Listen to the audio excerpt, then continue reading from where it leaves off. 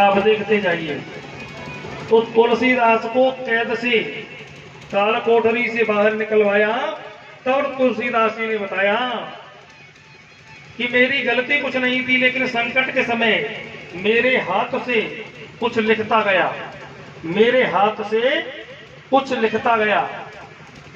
हनुमान जी महाराज की वो 40 चौपाई जो संकट के समय तुलसीदास बाबा के हाथ से पत्थर पर लिखी गई थी, उसे आज भी क्या कहते हैं?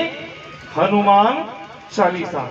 और हनुमान चालीसा को ज्यादातर प्राणी कब याद करता है, कब पढ़ता है? संकट के समय में।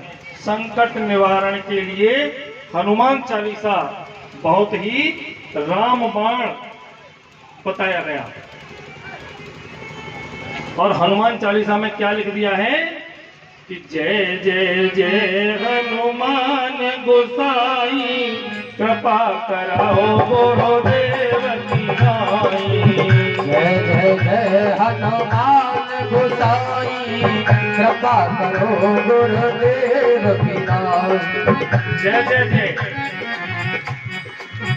जय जय जय हनुमान गोसाई। देखो इसमें क्या बता दिया गया है?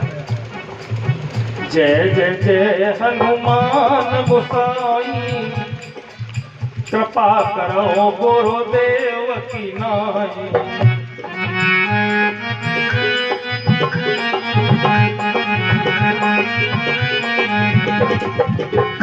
जिन लोगों के जीवन में गुरु नहीं बनाए जाते, जिन लोगों ने जीवन में गुरु नहीं बनाए हैं, उनके लिए भी ये चौपाई काम कर रही है।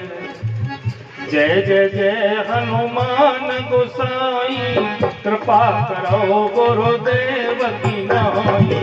जय जय जय हनुमान गोसाई, कृपा करो गुरुदेव की नाई। और देखिए क्या लिख दिया हनुमान चालीसा में? जो यहाँ पढ़े हनुमान चालीसा,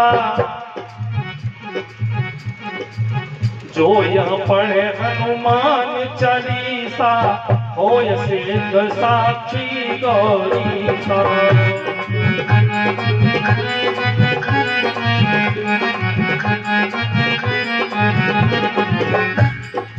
असल बात क्या है, हम पढ़ते तो हैं लेकिन मन से नहीं पढ़ते, ऊपर ऊपर से पढ़ लेते हैं।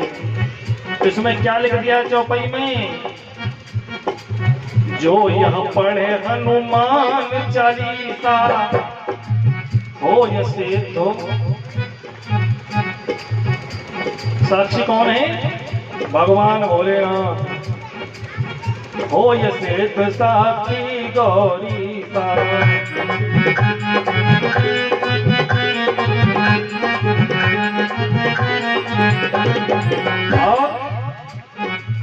तुमरो मंत्र विभीषण माना। क्यों भैया, तुम लोग कुछ तो प्रतिक्रिया करो जिससे मालूम पड़े कि तुम समझ पा रहे हो, सुन पा रहे हो। तुमरो मंत्र विभीषण माना। कौन सा मंत्र माना? हनुमान जी विभीषण को क्या मंत्र दे करके आए? हनुमान जी विभीषण को क्या मंत्र दे करके आए? तुमरो मंत्र विभीषण माना, लंकेश्वर भय। तुमरो मंत्र विभीषण माना, लंकेश्वर भय सब जग जाना।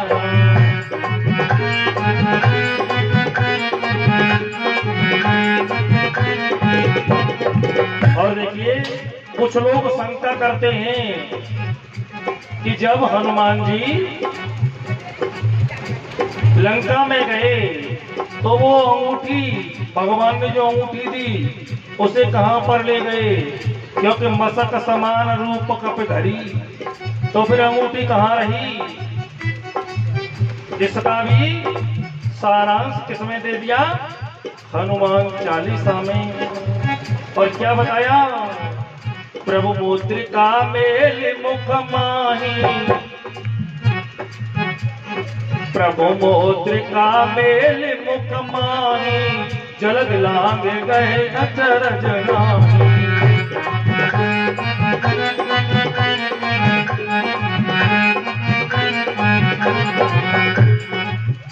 और क्या लिखा है?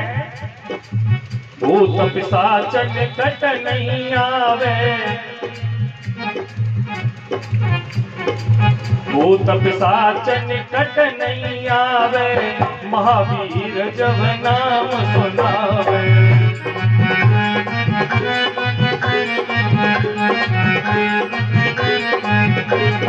और देखिए, किसी देवता का प्रभाव किसी युग में और किसी देवता का प्रभाव किसी युग में, लेकिन हनुमान जी के बारे में क्या कह दिया?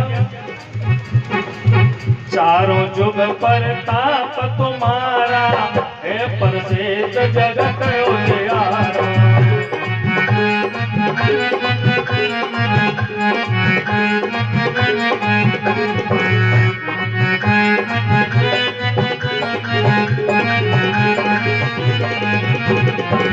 और देखिए, अगर कोई प्राणी किसी रोग से ग्रस्त हो जाए और रोग हो जाए लाइलाज, उसका भी इलाज हनुमान चालीसा में है। क्या इलाज है? नासे रोग हरे सब पीरा, नासे रोग हरे सब पीरा, जपत निरंतर हनुमत वीरा।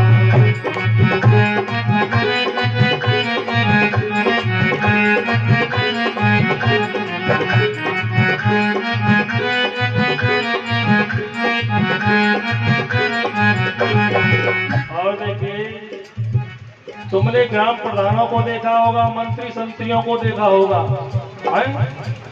अगर कोई आदमी थाने में बंद हो जाए तो तुम प्रधान जी से कहोगे, मंत्री से कहोगे कि मुझे छुड़ा ला, तो वो क्या कहेगा? वो तुम्हारे संग नहीं जाएगा, वो कहेगा जाओ मैं थाने को फोन कर रहा हूँ। क्यों परीक्षित जी? मैं थाने को इंस्पेक्टर को फोन कर दूंगा। लेकिन हनुमान जी के बारे में क्या है? और देवता चेतन धरई, हनुमत से ये सर्व सुख करई।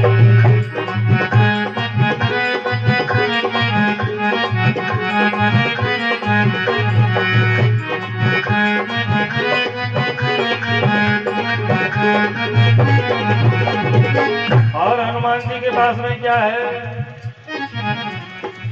राम रसायन तुम्हारे पासा, राम रसायन तुम्हारे पासा, सदा रहो रघुपति के दासा।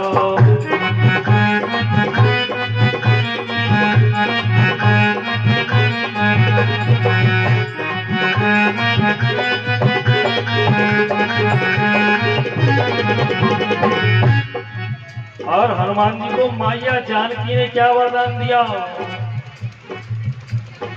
अष्ट सिद्धि नवनिधि के दाता, अष्ट सिद्धि नवनिधि के दाता, असुबर दीन जानकी माता।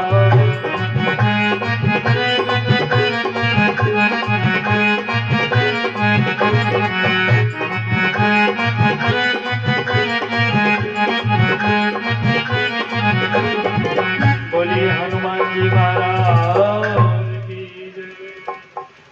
जय जय श्री राम। सौनकादिक ऋषियों ने पूछा कि महाराज ये परीक्षित कौन है? ये परीक्षित कौन है? किसके बेटे हैं? एवं इन्हें 7 दिन में मरने का श्राप क्यों? तो बताने लगे हैं कि इस कथा को सूत जी कह रहे हैं कि परीक्षित जन्म की कथा को मैं कहना तो नहीं चाहता था, लेकिन जिस प्राणी की कथा परमात्मा की कथा से जुड़ जाए, उस प्राणी की कथा भी परमात्मा की कथा से कम नहीं हुआ करती। कौरव पांडवों का युद्ध चल रहा है और भीमसेन ने अपनी गदा के प्रहार से दुर्योधन की जंगा को तोड़ दिया है। दुर्योधन अपनी मौत का एक एक दिन गिन रहा था। उसी समय में वहां पर आए अश्वत्थामा। अश्वत्थामा ने पूछा दुर्योधन से कि तुम्हारी यह दशा किसने की? तो बताया कि भीमसेन ने। तो अश्वत्थामा ने सौगंध खाई कि मैं पांचों पांडवों को मार दूंगा। क्या सौगंध खाई? कि पांचों पांडवों को ही मार दूंगा। लेकिन जाको राखे मोहना, मारे सकत ना कोय, और वालन बांका कर सके चाहे जग वैरी। पांडव तो तान दुपट्टा सो रहे हैं, लेकिन भगवान ने देखा कि पांडवों को कैसे भी यहां से हटाओ।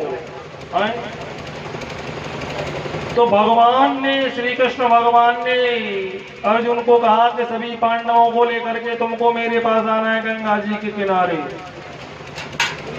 तो पांडवों का यहाँ क्या नियम था कि जो कुछ भी हमारे घर में कन्हैया है, कहेंगे दिन है तो दिन है और कहेंगे रात है तो पांडवों ने बात मान ली। लेकिन पांडवों ने अपने पुत्रों से भी कहा कि तुम भी चलो। लेकिन पुत्रों ने कहा कि हमें तो नींद आ रही है। हमें क्या आ रहा है? नींद आ रही है। तो जो पांडव सोए हुए थे, पांडव तो चले गए उठ के, लेकिन पांडवों के बेटे अपने अपने पिताओं की जगह पर सो गए। अश्वत्थामा आए और अश्वत्थामा ने उनको पांडव समझकर उन पांचों पुत्रों के शीश काट दिए। पांचों पुत्रों के शीश काट लिए और जाकर के वो शीश दुर्योधन को दिए कि ये दो, मैंने पांचों पांडव मार दिए हैं। जैसे ही शीश देखे तो दुर्योधन ने कहा, अरे भैया तुमने ये क्या कर दिया? हमारा वंश तो पहले से ही मरने के कगार पे पहुंच चुका था और अब ये हमारा वंश निर्वंश ही तुमने कर डाला।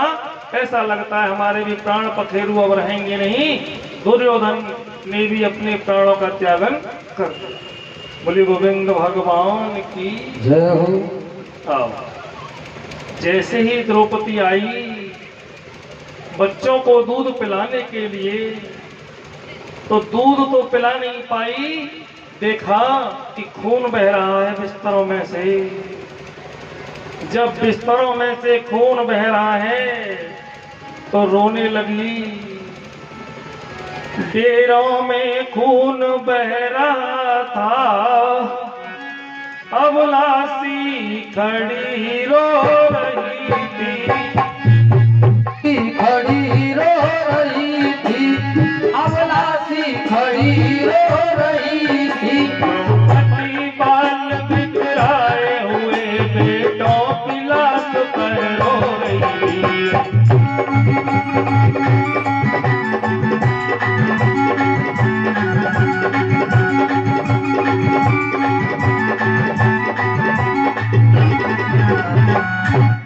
जिस मैया के 5-5 बेटे मारे जाएं, सोचो उसकी क्या दशा होगी। जिस मैया के 5 बेटे मारे जाएं, उसकी क्या दशा हो रही होगी। रुदन करने लगी, रो रही है और मन ही मन कह रही है, क्या बिगाड़ा था मेरे पुत्रों ने अश्वत्थामा का, जो मेरे 5 बेटों को मार दिया, जो मेरे 5 बेटों को मार दिया।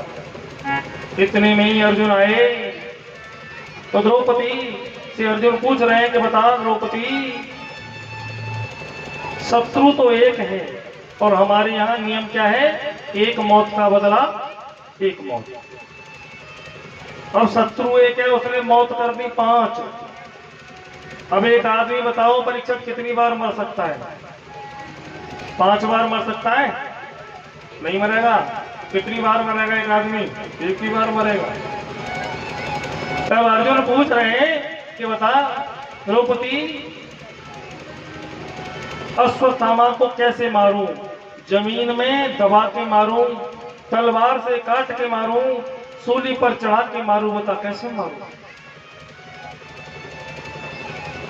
तो द्रौपदी से इतना कहते हुए और अर्जुन चले गए। अश्वत्थामा के पीछे पीछे जा रहे हैं। अश्वत्थामा ने देखा कि बचने का कोई तरीका नहीं है, तो ब्रह्मास्त्र चला दिया। अब अर्जुन भगवान से पुकार कर रहे हैं कि भगवान मैं क्या करूं? श्री कृष्ण गोविंद हरे मुरारी और हे नाथ नारायण वासु। तो भगवान ने कहा कि अर्जुन तुम भी ब्रह्मास्त्र चलाओ। अब दोनों ओर से ब्रह्मास्त्र चलने लगे। दोनों ओर से ब्रह्मास्त्र चलने लगे। आकाश मंडल में कट कट करके गिरने लगे, अंगार बरसने लगे। तब भगवान ने अर्जुन से कहा कि अर्जुन तुम ब्रह्मास्त्रों को लौटाना भी जानते हो, लौटा लो। अश्वत्थामा को पकड़ करके द्रौपदी के सामने खड़ा कर दिया कि बताओ कैसे मारो। लेकिन ये द्रौपदी कौन है? ये वही द्रौपदी जो भगवान को अपना भाई कहती है। क्या कहती है? भाई। अब द्रौपदी जो भगवान कृष्ण को अपना भाई कहती है, उसके मन में क्रोध हो सकता है? नहीं हो सकता। किसी के प्रति ईर्ष्या जलन नहीं हो सकता। तो द्रौपदी कह रही है कि इन्हें मत मारो, इन्हें मत मारो। देखिए बहुत बड़ी बात, इनको मत मारो, क्योंकि इनको मारने से मेरे पांचों बेटा वापस नहीं आ सकते। लेकिन हाँ, जैसे मैं इन बेटों की याद में रो रही हूं, इनकी माता गौतमी भी इनकी याद में रोएगी। लेकिन छोड़ दो इसे, इनको छोड़ दो। और तुलसी बाबा ने भी बड़े सुंदर शब्दों में लिख दिया है, सापत ताड़त परोस कहंता।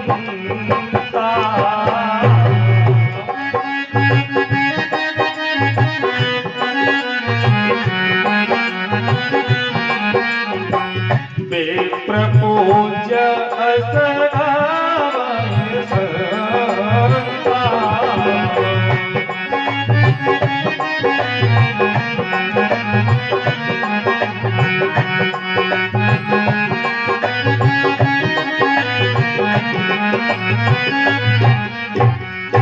साप देता हुआ, मारता हुआ, ताड़ना देता हुआ भी ब्राह्मण,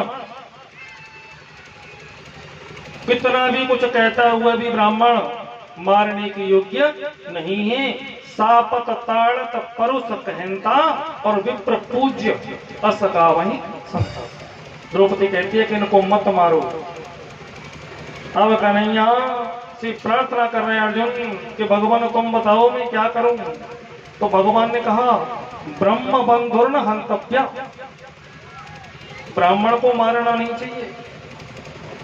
भगवान क्या आदेश कर रहे हैं कि ब्रह्म बंधुर्न हंतव्य और आताताई पदारहण, ब्राह्मण को मारना नहीं चाहिए और आताताई को छोड़ना नहीं चाहिए। ब्रह्म बंधुर्न हंतव्य आताताई पदारहण मयेवो भव मामनातम पर पायनुशासनम। तो अर्जुन कह रहे भगवान मेरी समझ में नहीं आई, अब ये ब्राह्मण है क्या आताताई ये बताओ। तो भगवान ने स्पष्ट शब्दों में कह दिया कि ब्राह्मण को मारना नहीं चाहिए। ब्राह्मण का अपमान कर देना ही उसके मरने के बराबर हो जाता है। तो अश्वत्थामा के मस्तक की मणि को, अश्वत्थामा के मस्तक की मणि को निकाल लिया और अश्वत्थामा को छोड़ दिया। अब अश्वत्थामा को तो अर्जुन का शुक्रगुजार होना चाहिए, लेकिन अश्वत्थामा छोड़ दिया। लेकिन अश्वत्थामा के मन में और पाप बढ़ गया और मन में सोच रहा है कि अब मैं कुंती के गर्भ, कुंती के गर्भ में कौन है? परीक्षक। कुंती कौन है? अभिमन्यु की पत्नी।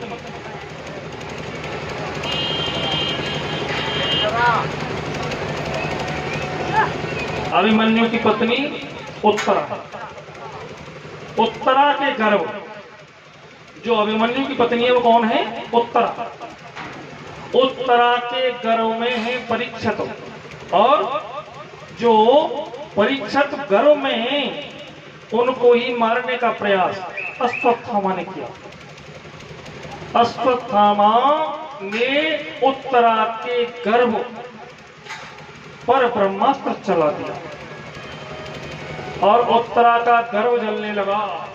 उत्तरा का जब गर्भ जलने लगा तो उत्तरा भगवान को पुकार रही है, हे गोविंद, श्री कृष्ण गोविंद हरे मुरारे और हे नाथ नारायण वासुदेवाय। हे भगवान, उत्तरा के कन्हैया कौन लगते हैं? मामा। कि मामा जी, चाहे मेरे प्राण रहे या न रहे, लेकिन इस गर्भस्थ शिशु को बचा लीजिए। और कैसे प्रार्थना करने लगी है? रोवे खड़ी ये दासी, प्रभु जी मेरा लाल बचाओ जी। रोवे खड़ी कि प्रभु जी मेरा लाल बचाओ जी। रोवे खड़ी ये दासी, प्रभु जी मेरा लाल बचाओ जी। लाल बचाओ मेरा लाल बचाओ, लाल बचाओ मेरा लाल बचाओ, लाल बचाओ मेरा लाल बचाओ। रोवे खड़ी ये दासी, प्रभु जी मेरा लाल बचाओ जी। रोवे खड़ी ये दासी, प्रभु जी मेरा लाल बचाओ जी। अश्वत्थामा जुलम गुजारो, अश्वत्थामा जुलम गुजारो, अश्वत्थामा जुलम गुजारो। लाला तड़पे पेट में मारो, लाला तड़पे पेट में मारो, लाला तड़पे पेट में मारो। द्वार खड़ी अबलासी, प्रभु जी मेरा लाल बचाओ जी। रोवे खड़ी ये दासी, प्रभु जी मेरा लाल बचाओ जी।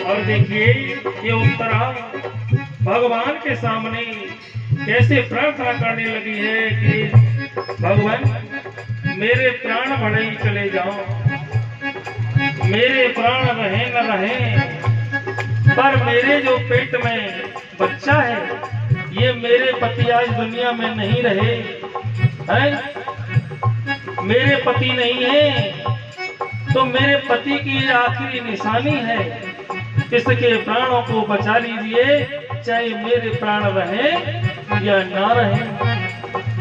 त्वमेव माता पिता त्वमेव, त्वमेव माता पिता त्वमेव, त्वमेव माता पिता त्वमेव, त्वमेव बंधु सखा त्वमेव, त्वमेव बंधु सखा त्वमेव, त्वमेव बंधु सखा त्वमेव। जगत करे उपहासी, प्रभु जी मेरा लाल बचाओ जी। रोवे खड़ी ये दासी, प्रभु जी मेरा लाल बचाओ जी। लाल बचाओ मेरा लाल बचाओ, लाल बचाओ मेरा लाल खड़ी ये दासी प्रभु जी मेरा लाल बचाओ जी। रोवे खड़ी ये दासी प्रभु जी मेरा लाल बचाओ जी।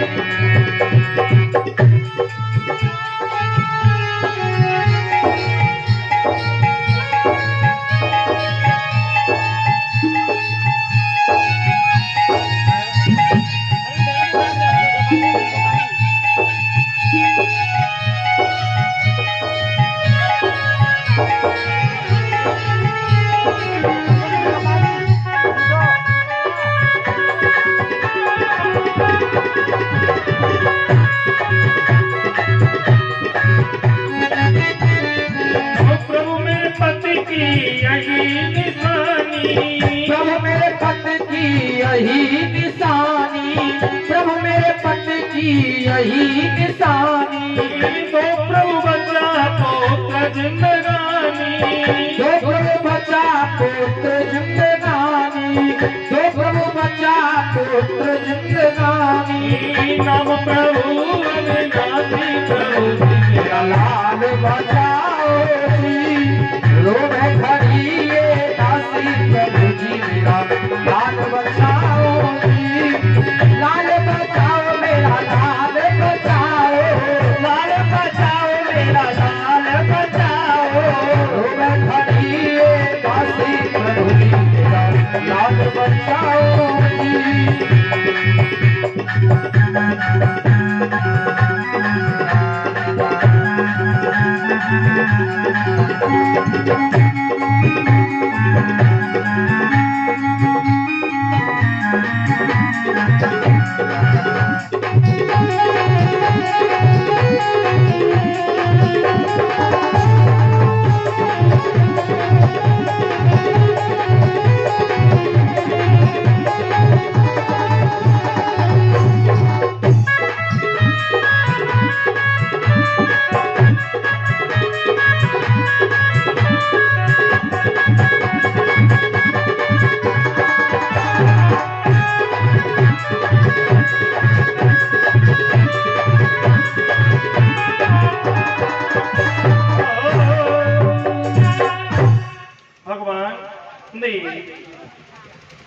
गर्भस्थ शिशु की रक्षा कर दी और उत्तरा से बोले कि अब तुम्हें कोई कष्ट तो नहीं है।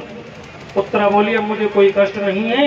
इतने में ही कुंती आ गई, इतने में ही कुंती आई और कुंती प्रभु के चरणों में गिर गई, रुदन करने लगी। सच्चा भक्त वही है जो प्रभु के विरह में रोता है, जो प्रभु के विरह में रोता है।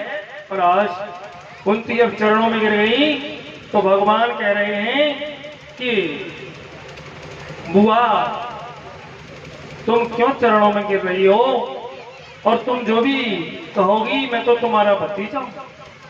लेकिन कुंती ने आज कहा कि किसी को बुआ कहते हो, किसी को फूफा कहते हो, किसी को जीजी कहते हो, किसी को जीजा कहते हो, लेकिन आज मैं जान गई कि सबके परमात्मा केवल तुम हो,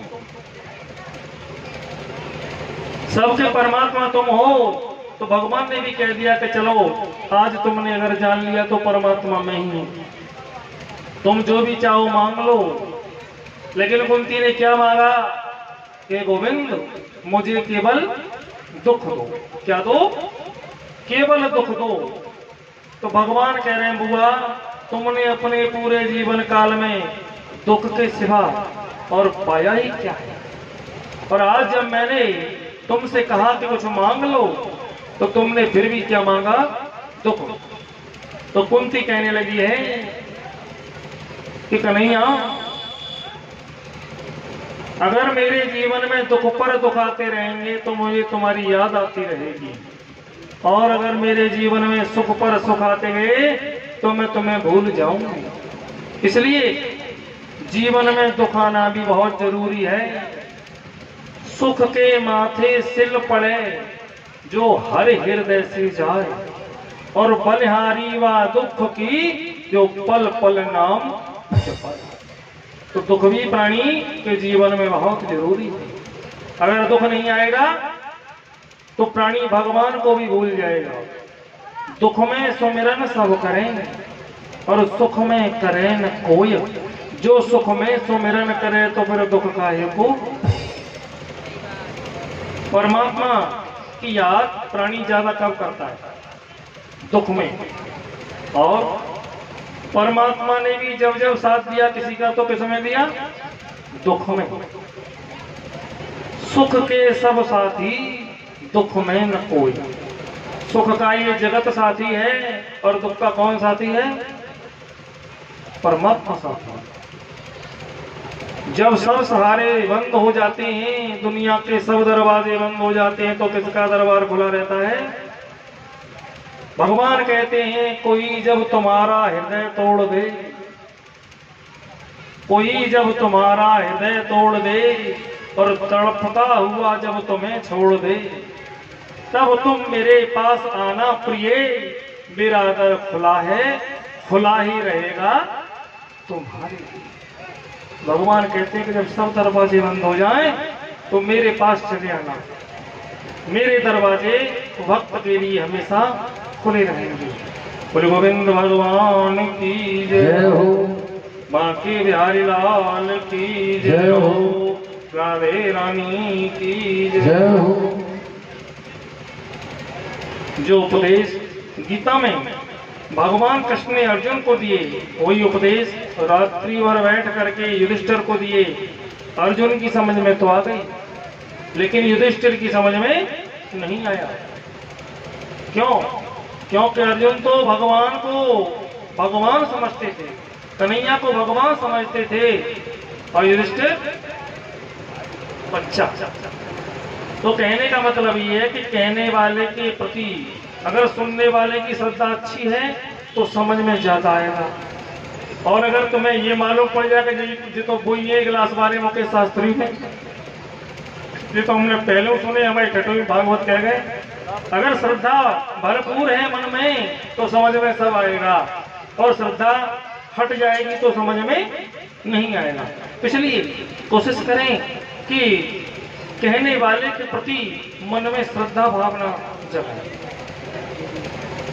अर्जुन के मन में श्रद्धा है, युधिष्ठिर के मन में श्रद्धा नहीं है। जो उपदेश अर्जुन को दिए वही युधिष्ठिर को दिए। आज भीष्म पितामह सरसैया पर पड़े हुए हैं, सभी पांडव वहां पर आ गए।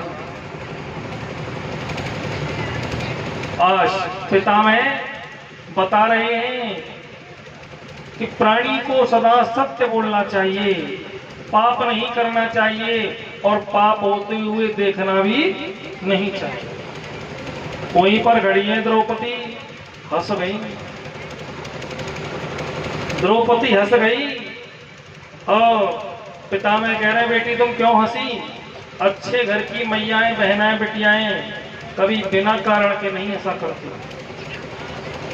तो द्रौपदी ने कहा पितामह जिस समय मेरा चीर हरण हो रहा था उस समय भी आप वही थे।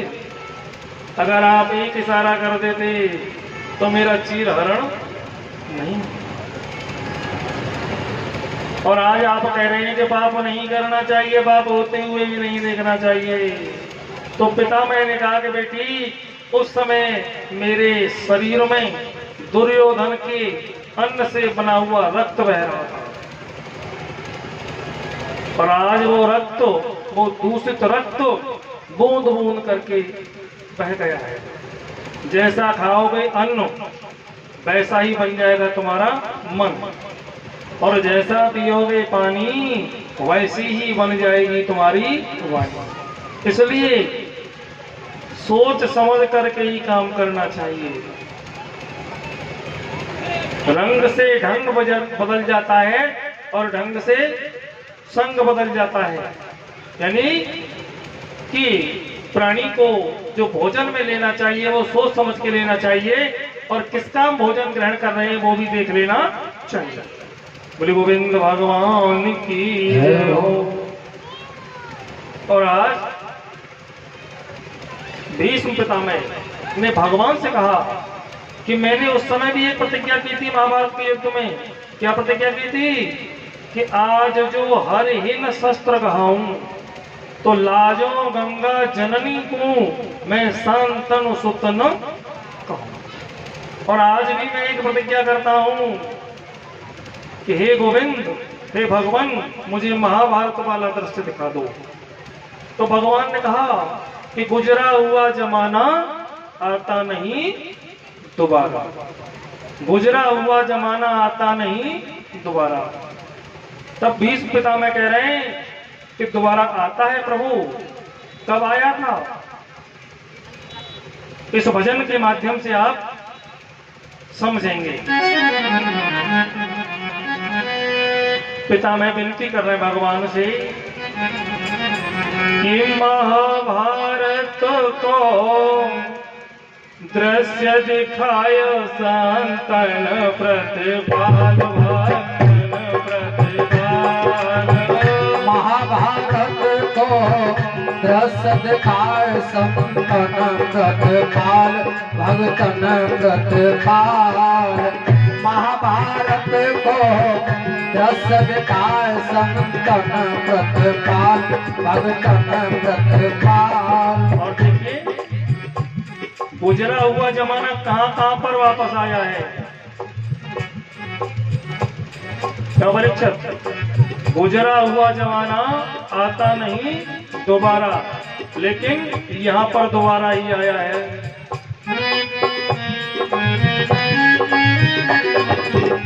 संदीपन सुत वापस लाए, संदीपन सुत वापस लाए, संदीपन सुत वापस लाए। भैया निज मैया से मिलाए, भैया निज मैया से मिलाए, भैया निज मैया से मिलाए। कौन से भैया? जो कन्हैया के 6 भाई पैदा होते ही कंस ने मार दिए थे, उन 6 भाइयों को अपनी मैया से मिलवाया है अंत में आकर के। 6 संदीपन सुत वापस लाए, संदीपन सुत वापस लाए, संदीपन सुत वापस लाए।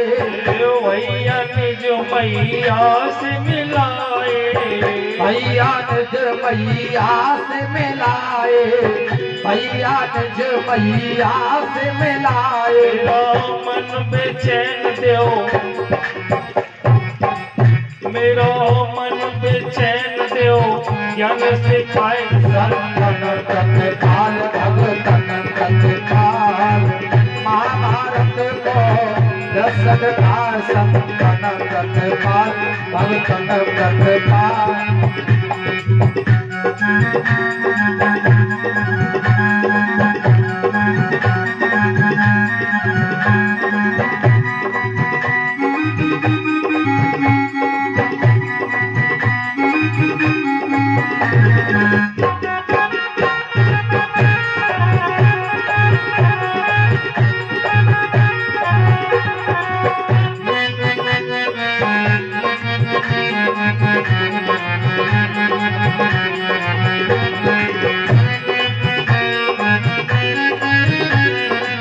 गुजरा जमाना आता दोबारा, गुजरा जमाना आता दोबारा, गुजरा जमाना आता दोबारा। परण किया है मरती वारा, परण किया है मरती वारा, परण किया है मरती वारा। दर्शन मोको देव करवाए, धन प्रतिपाल भगतन प्रतिपाल। महाभारत को दृश्य दिखाय संतन प्रतिपाल भगतन प्रतिपाल।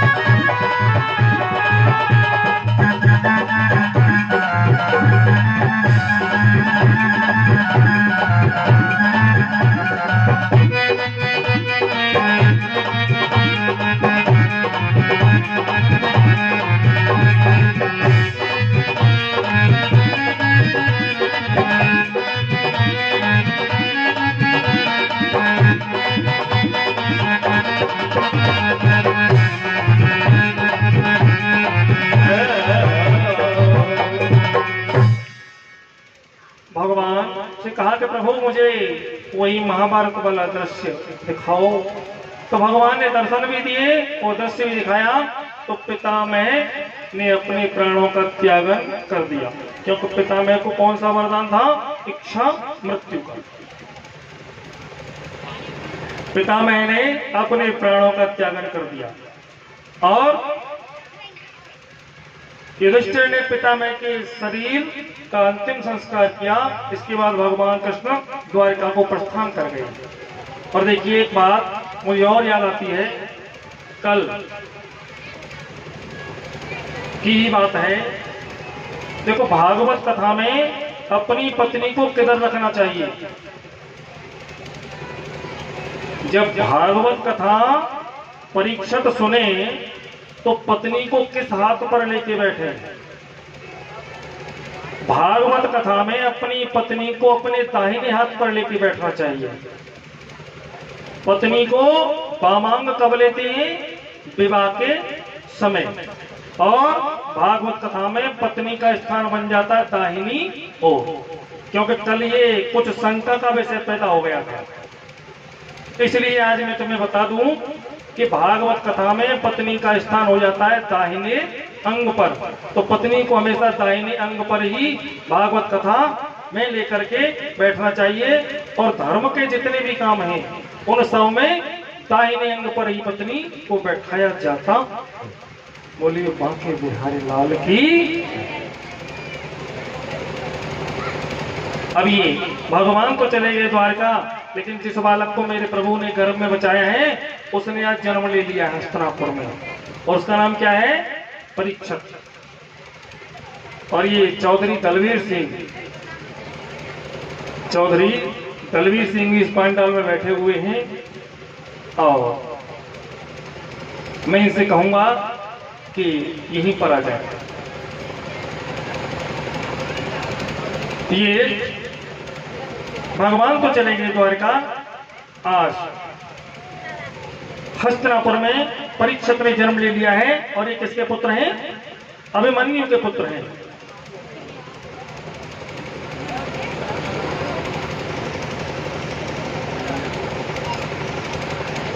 और ये जन्म ले लिया है आज परीक्षित ने। और जन्म लेते ही परीक्षित पालकी मार के बैठ गए। ये बताएं, परीक्षित का नाम परीक्षित ही था या कुछ और था? कुछ और सुनाया आपने नाम? परीक्षित नाम क्यों पड़ गया था? क्योंकि परीक्षित जन्म लेते ही बैठ गए पालकी मार के, और सबको देखने लगे। सबको देख रहे हैं, परीक्षा कर रहे हैं, इसलिए नाम पड़ गया परीक्षित। परीक्षित का नाम था विष्णु रात। विष्णु रात नोट कर लीजिएगा। तो परीक्षित बैठ गए पालकी मार करके और देख रहे हैं कि और तो सब दिख रहे हैं, लेकिन वो नहीं दिख रहा। कौन? जो गर्भ में दिखा था। है गर्भ में किसने रक्षा की? भगवान श्याम सुंदर ने, कन्हैया जी ने। सब तो दिखाई दे रहे हैं, लेकिन मेरा कान्हा, मेरा मोहन, वो दिखाई नहीं दे रहा। आज परीक्षित उन्हीं को ढूंढ रहे हैं। जाओ, इनके वंशजों ने ब्राह्मणों से पता किया कि हमारे कुल में एक पुत्र पैदा हुआ है। तो विद्वानों ने बताया कि पुत्र तो सही है, सब ग्रह सही है, लेकिन अंतकाल बुरा है परीक्षित का। अंतकाल में क्या होगा? इसकी मृत्यु सर्पदंश से होगी। तो पांडव नहीं चाहते कि हमारे कुल का कोई भी बच्चा सर्पदंश से मरे। बहुत यज्ञ करवाए, लेकिन अंत में जो भी हमारे ग्रह नक्षत्र घड़ियों में लिखा है होगा वही, लेकिन उसका प्रभाव कम या ज्यादा किया जा सकता। आज भगवान आए, भगवान को मालूम पड़ी कि उत्तरा के पुत्र जन्म हुआ है, तो भगवान ने कन्हैया को गोदी में लिया।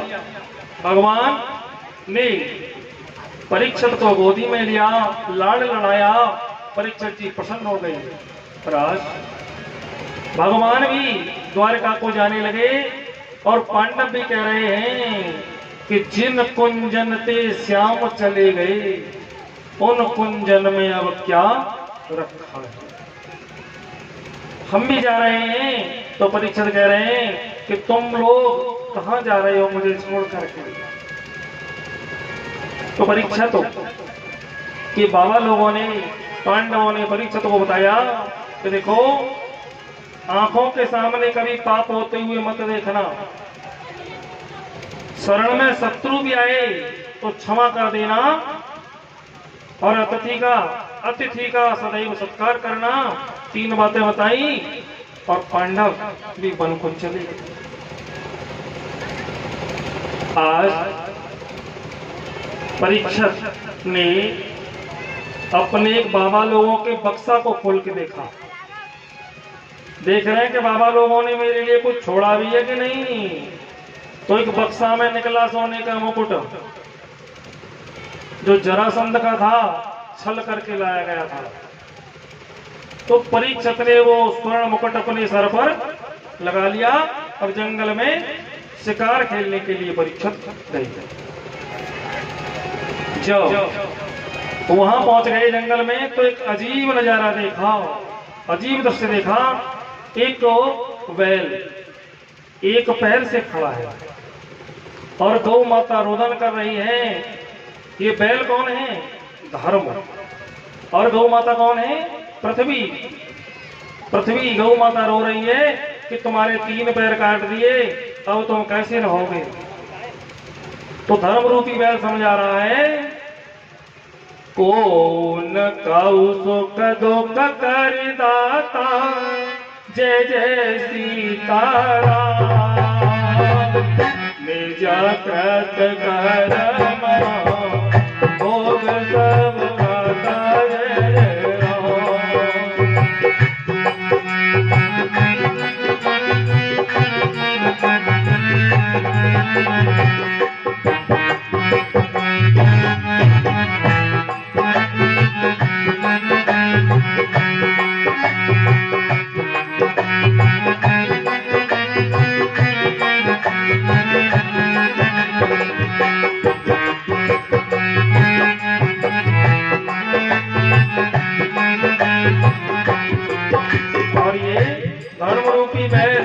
समझा रहा है कि कोई किसी को सुख दुख देने वाला नहीं है, सब अपने अपने किए गए कर्मों का फल भोगते हैं।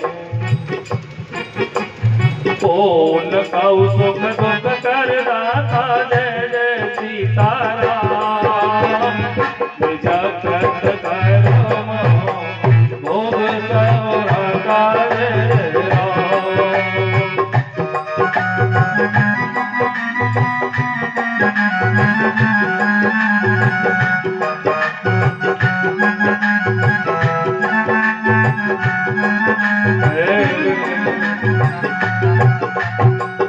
इतने में ही परीक्षित आ गए और कह रहे हैं कि वो कौन है जिसने बैल के 3 पैर काट दिए। इतने में ही हाथ में एक फरसा लिए हुए काला विकराल शरीर और वहां पर आ गया। कौन है ये? काला काला लंबा तगड़ा मोटा, यही कलयुग है। और इसने 3 पैर तो बैल के काट दिए, 4थे पैर को भी काट देना चाहता। परीक्षित ने पूछा कि कौन हो तुम और क्या करने आए हो। तो उस कलयुग ने कहा कि मैं बैल के 4थे पैर को भी काट देना चाहता हूं।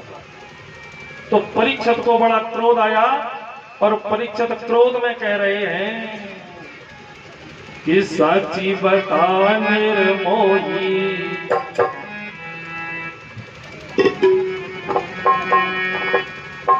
और साची बता निर्मोही, फिर क्यों मतवाला।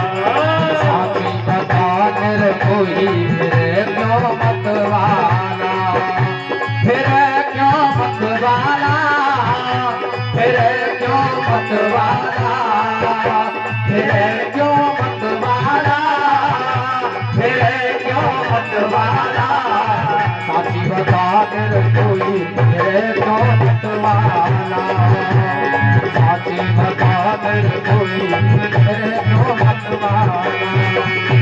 क्या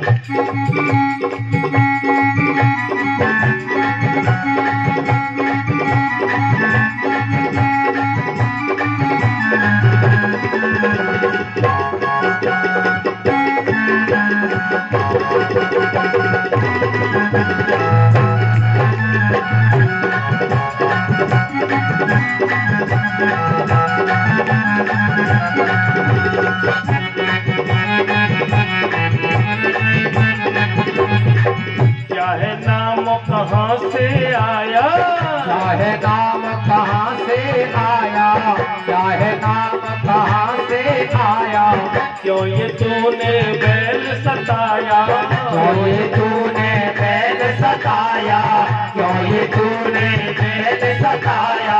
चेहरा है तेरा, चेहरा है तेरा काला। परीक्षक जी कह रहे हैं कि तेरा चेहरा कैसा है, चेहरा है तेरा काला। मेरे क्यों मतवाला, साची बता मेरे कोई, मेरे क्यों मतवाला।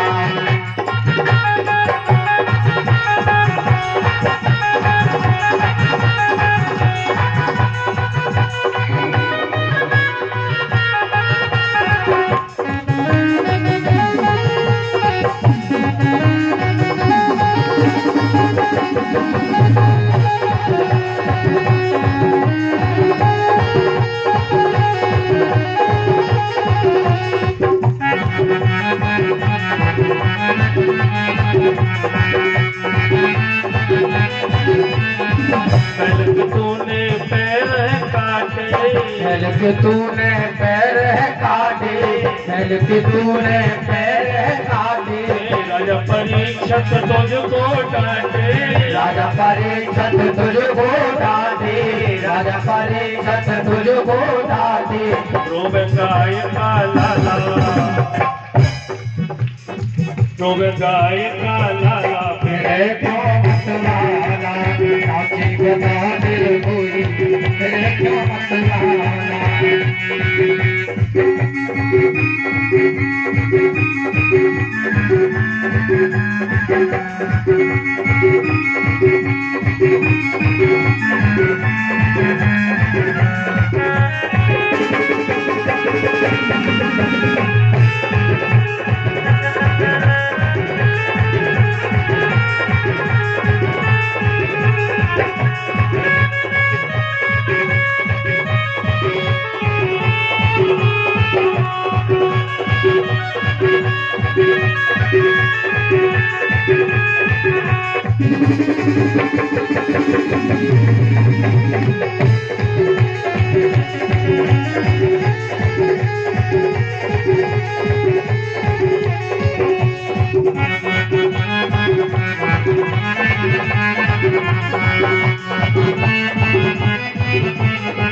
नगर में तुझको रहने न दूंगा, नगर में तुझको रहने न दूंगा, नगर में तुझको रहने न दूंगा। तेरा गर्व में छीड़ करूंगा, तेरा गर्व में छीड़ करूंगा, तेरा गर्व में छीड़ करूंगा। कर में मेरे भाला, कर में मेरे भाला। मेरे क्यों मतवाला, साची बता तुझ कोई, मेरे क्यों मतवाला।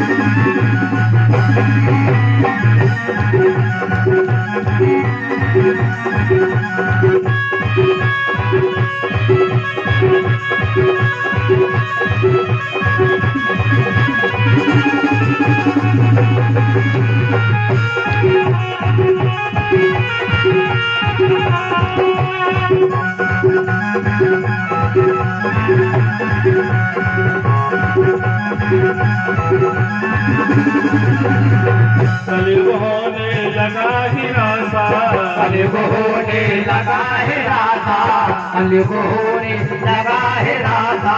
कर दो पूर्ण मेरी आशा, कर दो पूर्ण मेरी आशा, कर दो पूर्ण मेरी आशा। शरण पढ़ाऊं भोला भाला, शरण पढ़ाऊं भोला भाला। मेरे क्यों मत वाला, साची बता तेरे कोई, मेरे क्यों मत वाला।